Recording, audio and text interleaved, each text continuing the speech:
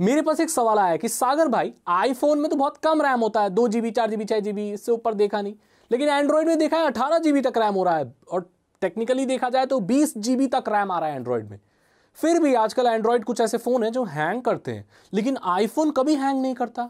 आखिरकार आईफोन इतने कम रैम में भी इतना स्मूथ कैसे चल जाता है? ये क्या है इसके पीछे राज क्या है? और आज ये राज मैं खोलने वाला हूं मेरे दोस्त। सबसे पहले हम ये समझते हैं कि रैम और रोम में क्या फर्क होता है।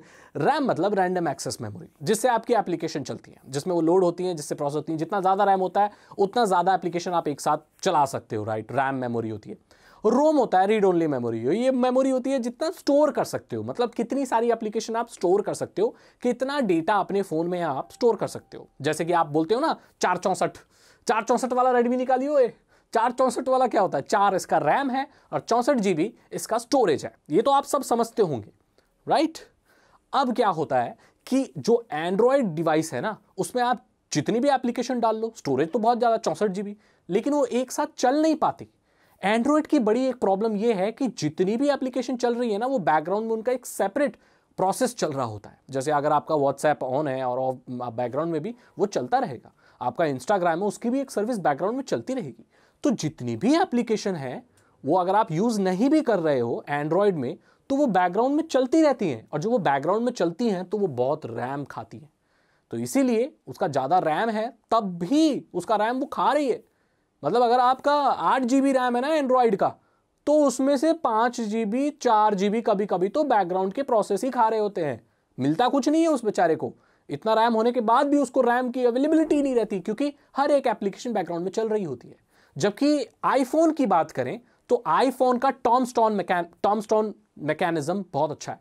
ये टॉमस्टोन मैकेनिज्म क्या है सागर भाई?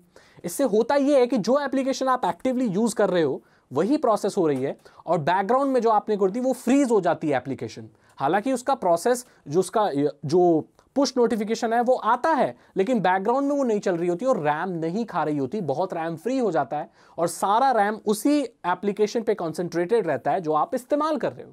इसीलिए आईफोन 4 GB 8 GB रैम में भी, सॉरी 6 GB रैम में भी बहुत अच्छा परफॉर्म कर लेता है। कम से कम जीबी 2 GB रैम में भी बहुत अच्छा परफॉर्म कर लेगा वो। लेकिन एंड्रॉइड 2 GB में मर जाएगा एकदम। उसके लिए तो कुछ बचेगा ही नहीं भाई, वो तो ऐसा, उसको तो मिर्गी पकड़ लेंगी। ये बात है। दूसरी वजह यह है कि जो एंड्रॉइड है वो बहुत ओपन एनवायरनमेंट है। इसके लिए कोई भी एप्लीकेशन बना के पब्लिश कर सकता है। एक बार की लाइसेंस फी देनी होती है, इसके बाद आप कितनी भी ऐप डालो। तो एंड्रॉइड के लिए ऐरे गहरे नत्थु खैरे बटेरे सब एप्लीकेशन बना रहे हैं, और कई लोगों को इतनी नॉलेज है, कई लोगों को नहीं है। तो वो कैसी एप्लीकेशन बनाते हैं पता है? मतलब चाहिए इतना रैम, लेकिन वो एप्लीकेशन में असाइन करते हैं कि इतना रैम चाहिए। और एंड्रॉइड में एक एप्लीकेशन दूसरी एप्लीकेशन के एक्सेस को ट्रिगर कर सकती है।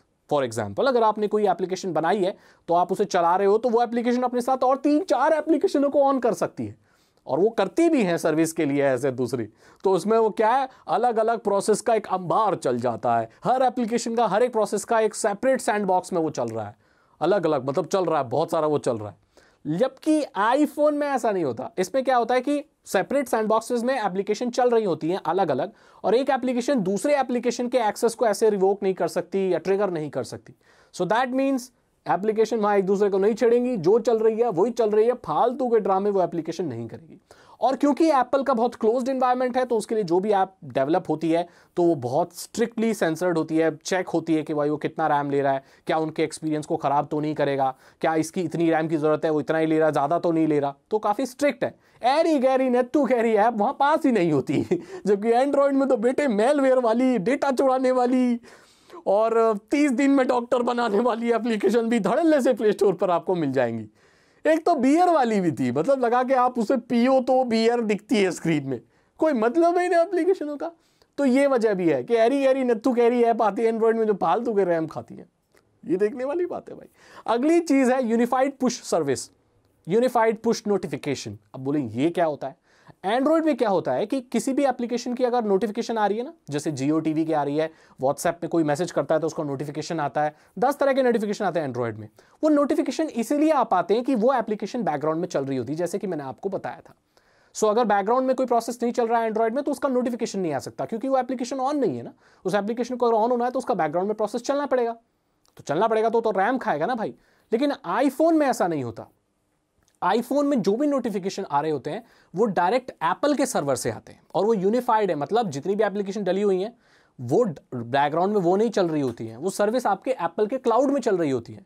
सो जो सारे नोटिफिकेशन आते हैं वो एप्पल के क्लाउड सर्वर से आते हैं, ना कि आपके डिवाइस की बैकग्राउंड सर्विसेज से। सो दैट मीन्स कि आपके बैकग्राउंड में कुछ भी फालतू नहीं चल रहा है, नोटिफिकेशन क्लाउड से आ रहे हैं, जो कि एक सिंगल सर्विस है, एप्पल क्लाउड सर्विस। यहां पर एक सर्विस चल रही है, यहां पर हर एप्लीकेशन के अलग अलग प्रोसेस चल रहे हैं। यही फर्क है। इसी वजह से एंड्रॉयड में रैम की रिक्वायरमेंट ज़्यादा होती है, क्योंकि वो उसमें बहुत सारे प्रोसेस चल रहे हैं। लेकिन एप्पल आईफोन में ऐसा नहीं होता। ये स्मार्ट तरीका है, एप्पल ने इसीलिए अपने डिवाइस को फास्ट कर लिया और कम रिसोर्सेज में, इसीलिए एप्पल आईफोन अच्छा परफॉर्म करता है। अब आपको पता होगा कि जो चाइना में एंड्रॉयड डिवाइसेस मिलते हैं वहाँ के रैम ज़्यादा होते हैं। आपने नोटिस किया होगा कि जो वर्जन यहाँ निकलता है उसका रैम कम है, लेकिन जो रैम चाइना में निकल रहा है उसका रैम ऑलमोस्ट डबल होता है या बहुत ज़्यादा रैम होता है, सेम मॉडल का ही। ऐसा क्यों होता है? ऐसा इसलिए होता है कि जो पुश सर्विस है या कुछ जो क्लाउड सर्विस है गूगल की, जो काम करती है गूगल में भी एंड्रॉयड में भी है, यूनिफाइड नहीं है, कुछ ऐसा नहीं है। क्योंकि अलग अलग यार मैन्युफैक्चरर्स एंड्रॉयड बना रहे हैं, कोई एक तो बना नहीं रहा। सैमसंग भी बना रहा भाई एंड्रॉयड फ़ोन, आपका मोटोरोला भी बना रहा है, नोकिया भी बना रहा है, आपका शाओमी, ओप्पो भी, कितने सारे लोग बना रहे हैं एंड्रॉयड डिवाइसेस। सो कोई एक तो है नहीं। लेकिन एप्पल का तो भाई एप्पल आईफोन तो एप्पल आईफोन एक ही कंपनी है ना, अलग अलग तो नहीं बना रहे। तो यहाँ पर एंड्रॉयड में कोई यूनिफाइड सिस्टम नहीं हो पा रहा। लेकिन कुछ क्लाउड सर्विसेज हैं जो मेन लैंड चाइना में बैंड है, क्योंकि वहां पर गूगल वगैरह वो सब बैंड है, तो मेन लैंड चाइना में वो तो चलेंगी नहीं। तो इसीलिए क्या है कि ये बैकग्राउंड प्रोसेस चाइना वाले जो एंड्रॉयड है उनमें बहुत ज़्यादा चलते हैं। तो अगर 4 GB वाला हम या यहाँ वाला यूनिट उठा के ले जाएंगे इंडिया वाला चाइना में, तो हैंग हो जाएगा, क्योंकि वहाँ तो बैन है जो गूगल की सर्विसेज, गूगल सर्विसेज जो चलती है, तो वहाँ तो एक सेपरेट सारे प्रोसेस फ़ोन में चलते हैं, सारे के सारे, क्लाउड में कुछ नहीं चलता। इसीलिए चाइना वाले वर्जन को ज़्यादा रैम की ज़रूरत होती है। ये नॉलेज आपको बहुत कम लोग हैं जो देंगे, ये बताएंगे। ये अंदर की बातें हैं, सब ज़्यादातर बात नहीं करते लोग इस चीज़ के बारे में, डब्बा खोल के भाग जाते हैं भाई। ये अंदर की बात, ये असली नॉलेज। इसीलिए आईफोन फास्ट है। अब आप बता सकते हो कि आईफोन फास्ट क्यों है। अगर आपको ये वीडियो अच्छी लगी तो इसे लाइक करें, अपने दोस्तों के साथ शेयर करें। साइबर सिक्योरिटी और इथिकल हैकिंग में इंटरेस्ट है, अगर आप एक इथिकल हैकर बनना चाहते हो तो डिस्क्रिप्शन चेक करो, 299 रुपीज़ के 3 इथिकल हैकिंग कोर्सेज हैं। आसान भाषा में आपको इथिकल हैकिंग सिखा देंगे। ज़रूरत है, आज के वक्त की ज़रूरत है इथिकल हैकिंग और साइबर सिक्योरिटी सीखना। हर किसी को आना चाहिए, सिर्फ हैकर बनने के लिए नहीं, अपने आप को सिक्योर करने के लिए भी। बहुत इंटरेस्टिंग और राज की बातें बताई हैं, ज़रूर चेक करें उसको। चैनल को सब्सक्राइब करें, बेल आइकन को प्रेस करें, ऑल नोटिफिकेशन ऑन करें। मैं मिलता हूं आपसे अगली वीडियो में। Thank you so much and good bye.